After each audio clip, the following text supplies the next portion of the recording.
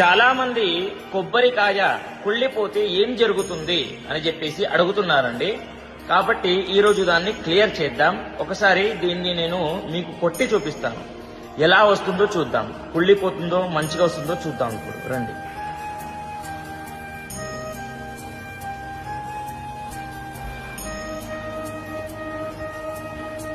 చాలా మందికి డౌట్స్ ఉన్నాయి, అయితే చూద్దాం. ఇప్పుడు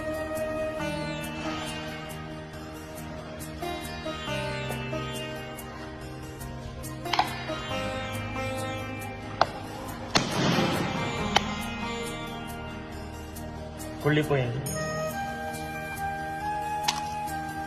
కనిపిస్తుందా? కుళ్ళిపోయింది. ఇప్పుడు నాకు చెడు జరుగుతుందా రాదమ్మా? చెప్పండి